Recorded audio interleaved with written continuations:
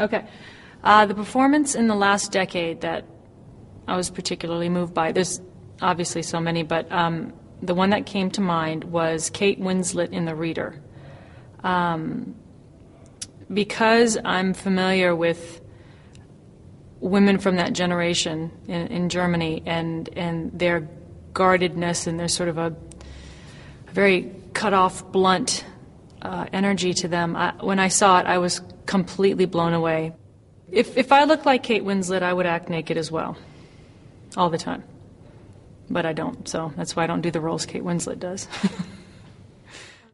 I can't remember the guy's name. I think his name was White. His last name is White. Do you remember that movie, Chuck and Buck? Yeah, I dug that performance. I thought that was really good.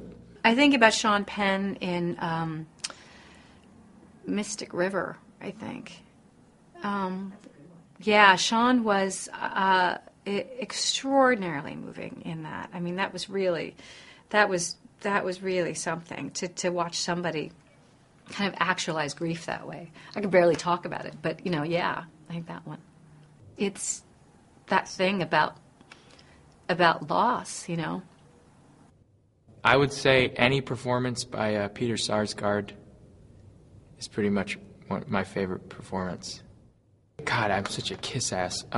I would pick An Education. I don't know what he does for a living.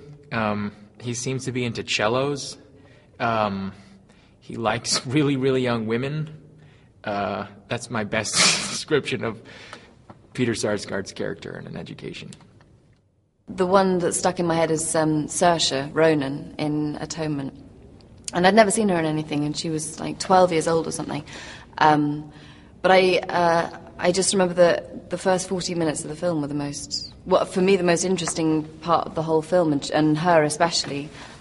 Her eyes were just so blue, and they flickered to the camera just for a second, and it's the only point in the film where anyone, apart from Vanessa Redgrave at the end, who's delivering sort of a monologue, makes any eye contact with the camera. And I don't know if it was intended or not, but it sort of suddenly she was looking straight at you. It was amazing.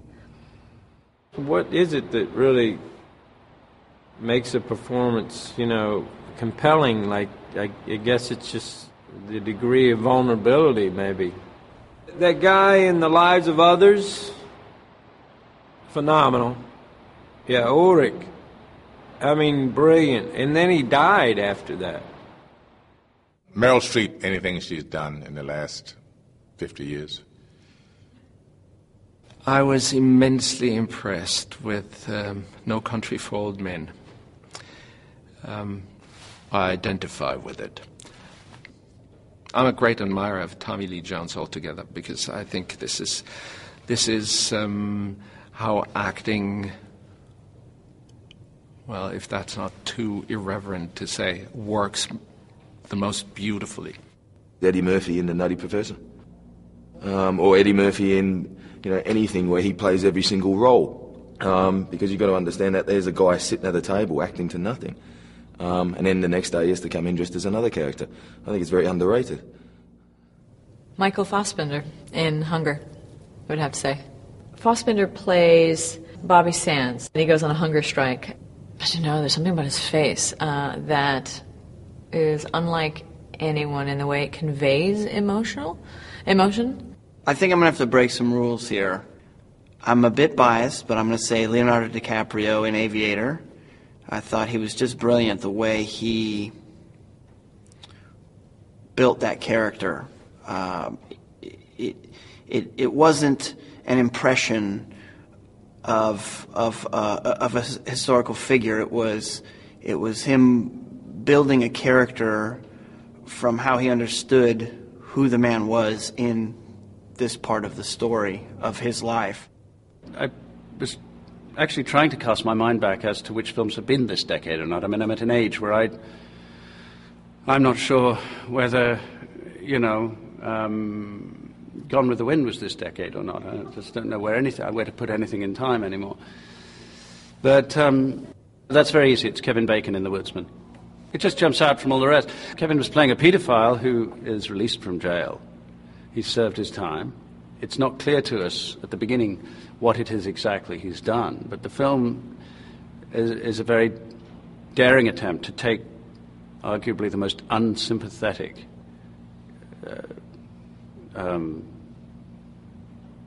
character trait one could ever imagine, and make that a trait in our protagonist.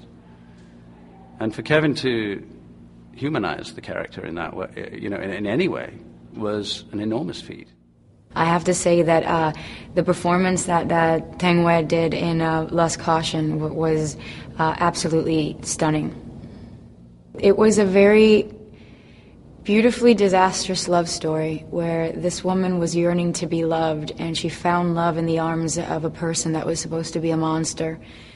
In terms of me as an artist, getting to see physical contact in films, and I haven't seen that since I'm going to say the 80s, I miss that. I miss that so much, and I have to say that those were the most sensual, amazing scenes that I've seen in a long time. I will tell you the best performance I think I've seen in the last 10 years, strangely, is Marianne Cotillard in La Vie en Rose, because it's very hard to do what she did, which was to play an old person. People always kind of when they do old people. And she, old, actors when they play old try to look old, and old people try to look young. And she looked every bit like she was 70 years old, but she looked like she was trying to be young. And she was so good in that film, from beginning to end, all the way through. I actually really liked that film as well. I would say last decade I'd put that up with one of the best performances.